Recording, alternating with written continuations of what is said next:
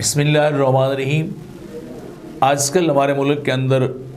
Senator اعظم سواتی صاحب کی جو ہے واقعہ ان کی زندگی کا کہ ان کی نجی زندگی کے اندر کسی نے دخل اندازی کی ہے اور ان کی نجی زندگی کی ویڈیو بنا کر جو ہے وہ پھیلائی جا رہی ہے اور انہیں جو ہے وہ تھریٹ کیا جا رہا ہے۔ کیا اسلامی نقطہ نظر سے یہ کسی شخص کے لیے جائز ہے کہ کسی دوسرے کی نجی زندگی کے اندر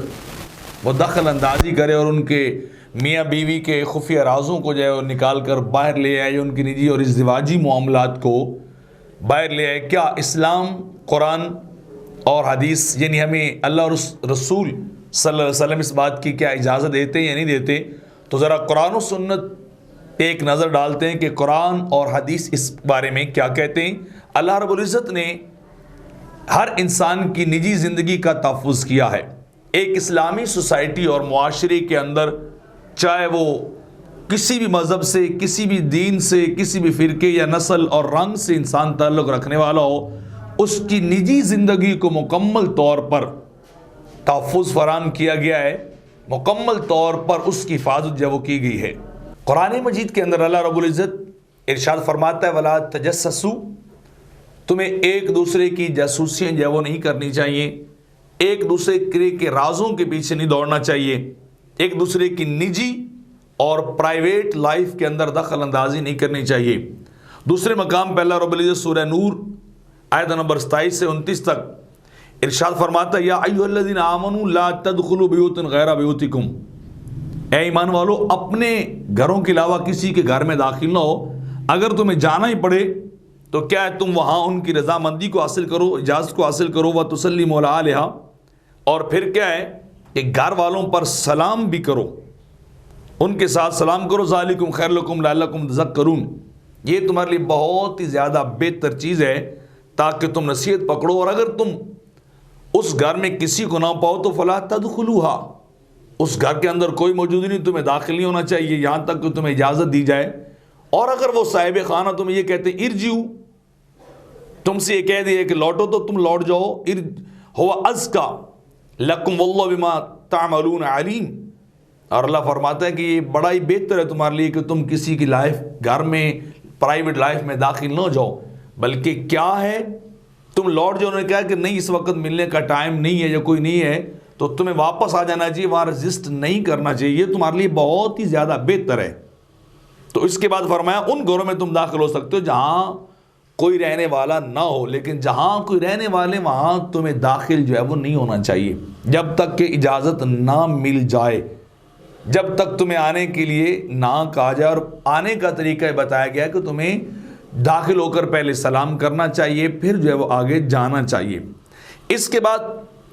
اسی سورہ کے اندر، سورہ نور کے اندر اللہ رب العزت نے بڑی پیاری بات فرمائی۔ اللہ رب العزت نے فرمایا کہ تمہارے جو اپنے غلام ہیں، بردے ہیں، خریدے ہوئے لوگ ہیں، تمہارے نوکر ہیں، تمہارے جو ہے وہ زر خرید غلام ہیں، عام نوکروں کی بات نہیں، جو تمہارے زر خرید غلام، اور وہ بچے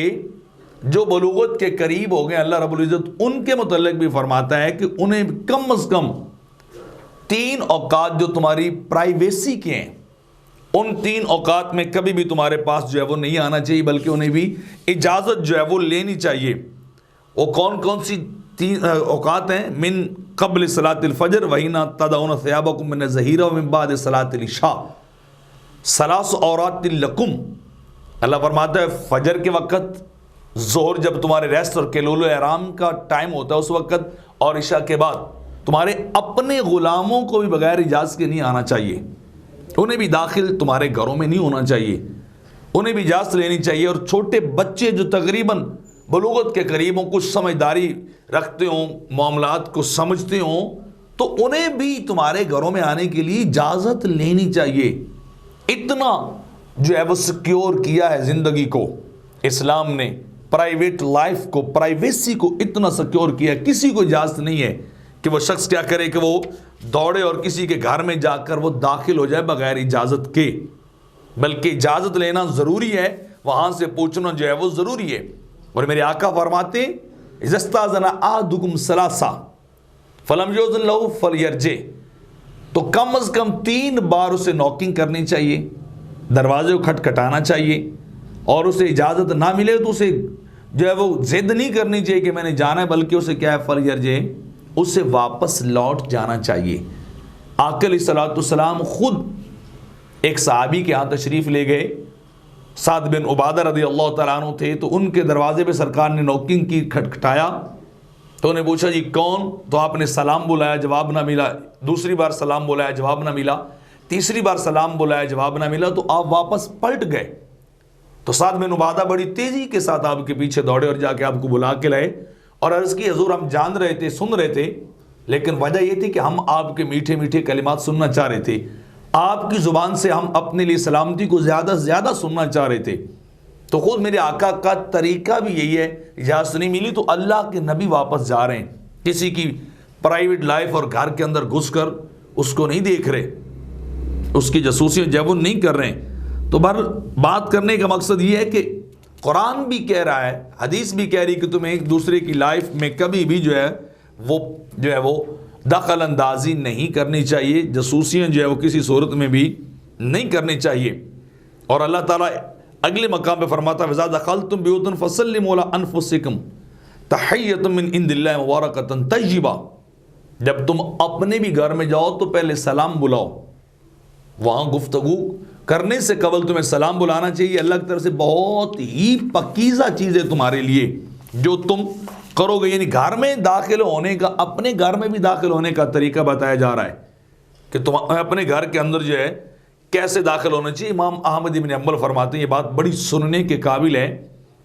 آپ فرماتے ہیں کوئی بندہ جب اپنے بھی گھر میں داخل ہو تو اس کے لیے مستحب ہے کہ وہ پہلے کھن سے کوئی آواز نکالے، پتہ چل جائے گھر کے دیگر افراد کو کہ جو ہے وہ گھر کے سربراہ والد صاحب یا عورت کو پتہ چل جائے میرا میاں جو ہے وہ گھر میں آیا ہے، تو وہ بعض اوقات کسی عام پوزیشن کے اندر، رف پوزیشن کے اندر بھی بیٹھے ہوتے ہیں، تو ذرا بندہ اپنا کپڑا دوپٹہ وغیرہ جو اس کو سنبھال لے اور اپنی پوزیشن کو درست کر لے۔ اپنے گھر میں بھی جائیے تو باقی افراد کی پرائیویسی کا بھی خیال رکھیے، تو وہاں بھی تمہیں کیا کرنا چاہیے، وہاں تھوڑا بہت کھانس لینا چاہیے، کھانسی لے لینی چاہیے تاکہ بہتر ہو جائے۔ اور اس سے اگلی بات سنیے، ابن عباس رضی اللہ تعالیٰ عنہ سے کس شخص نے پوچھا جی میری 2 بہنیں ہیں، وہ میرے ساتھ رہتی ہیں گھر میں ان کا کفیل ہوں، میں ان کے خرچے پورے کرتا ہوں، ان کی ساری ذمہ داری میرے اوپر ہے،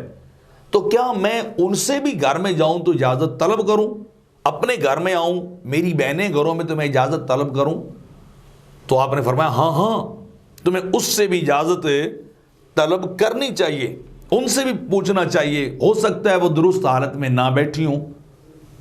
کپڑے کا، دوپٹے کا، لباس کا وہ انداز نہ ہو، چونکہ وہ بیٹھی اپنے گھر میں تو ہو سکتا ہے عام سٹائل میں ہو، عام طریقے میں ہو، تو تمہیں اپنی بہنوں سے بھی اجازت مانگنی چاہیے گھر میں جانے کے لیے، ان کی پرائیویسی کا، نجی زندگی کا تمہیں خیال رکھنا چاہیے، چاہے تم ان کے بھائی ہو، ان کے کفیل ہی کیوں نہیں ہو۔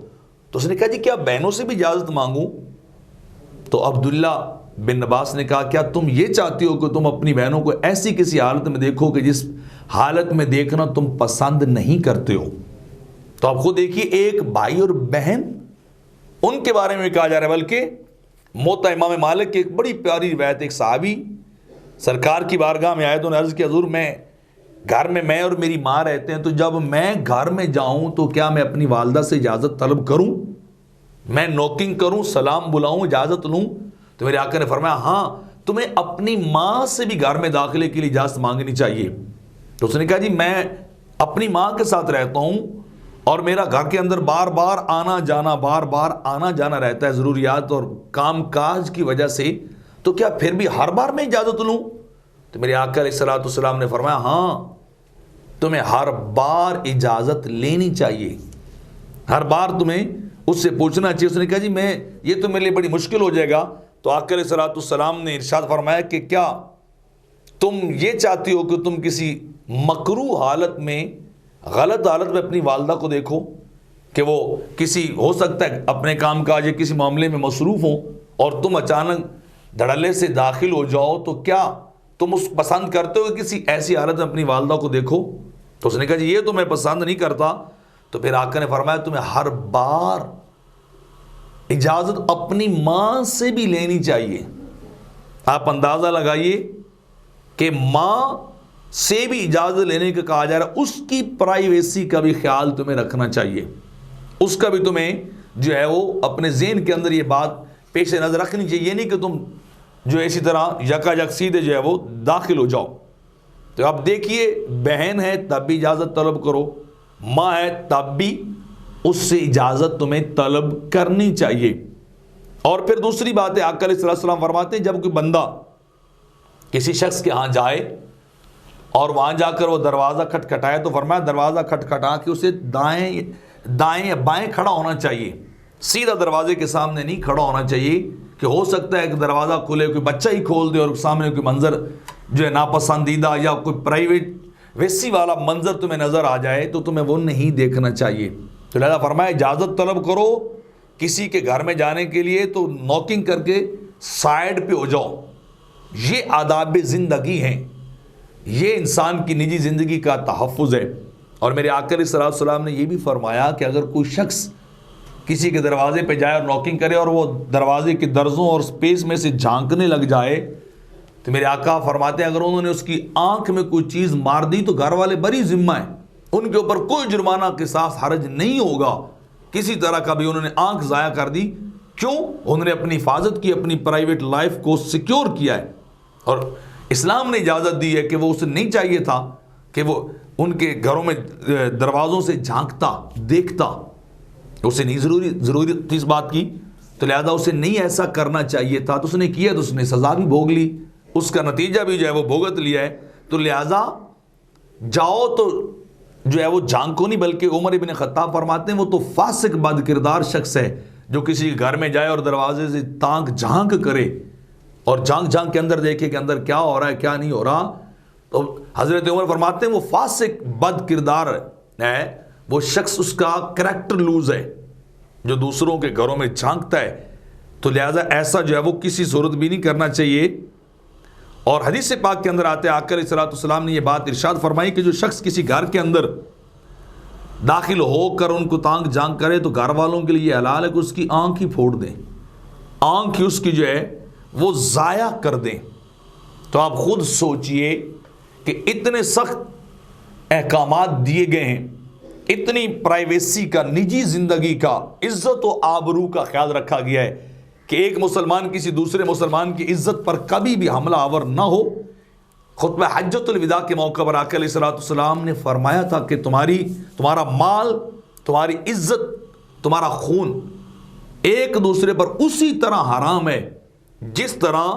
تم پر آج کا یہ دن حرام ہے، یہ مہینہ اور یہ شہر یعنی مکہ. بخاری شریف کی روایت ہے. حجۃ الوداع کے خطبے پہ فرمایا ایک دوسرے کی عزتوں پہ حملے نہ کرو، تم پہ حرام کر دی گئی ہیں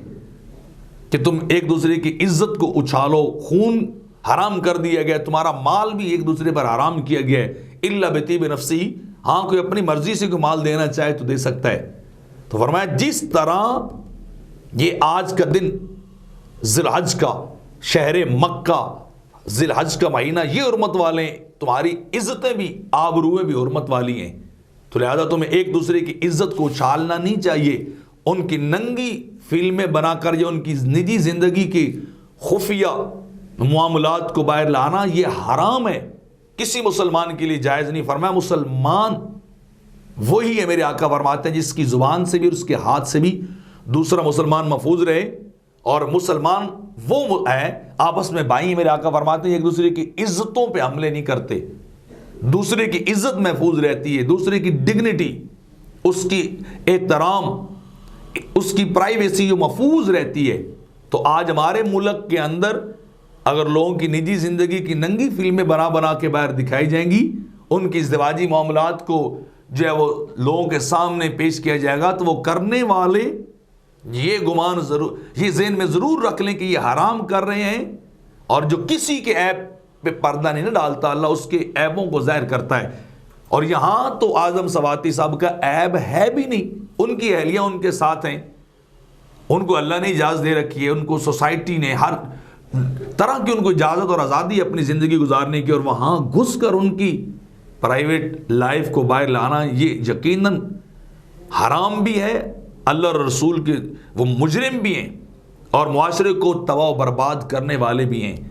تو ان کے ساتھ یہ واقعہ ہوا. یہ ہمارے معاشرے کی اخلاقی موت ہے. ہماری مورالٹیز تو ویسی ختم ہو چکی ہیں معاشرے کے اندر سے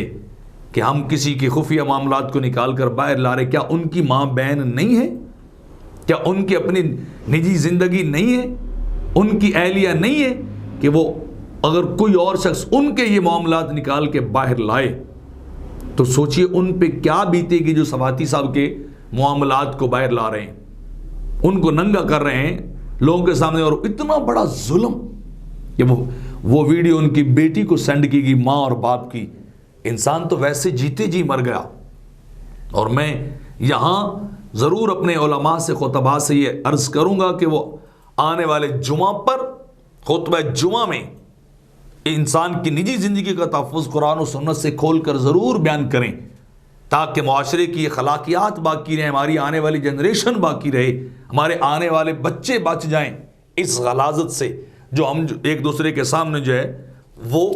کھولتے جا رہے ہیں ایک دوسرے کو. تو بہرحال میں عرض کر رہا تھا کہ یہ سب کچھ گھر کے اندر کی لائف, پرائیویٹ لائف کا تحفظ اللہ نے بھی کیا ہے اور مصطفیٰ نے بھی کیا ہے. اور جو جاسوسیاں کرتے ہیں حدیث پاک کے اندر آتا ہے دوسروں کی بلا وجہ ان کی پرائیویٹ لائف کے اندر دخل اندازی کرتے ہیں, انٹرفیئرنگ کرتے ہیں,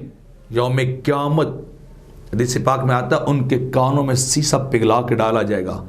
اور ان کی نگاہوں میں ڈالا جائے گا کہ تمہیں یہ حق نہیں تھا کہ تم دوسروں کی زندگی میں تانگ جھانک کرو اور تم نے کی تو اس کا یہ عذاب اور نتیجہ مل رہا ہے. تو اللہ رب العزت سے پناہ مانگنی چاہیے, اللہ رب العزت کی بارگاہ میں توبہ کرنی چاہیے اور اسلامی اقدار کو زندہ رکھنا چاہیے تاکہ ہمارا معاشرہ, ہمارا ملک, ہماری آنے والی نسلیں جو ہے وہ درست سمت میں چلیں اور قرآن و سنت کے مطابق زندگی بسر کریں.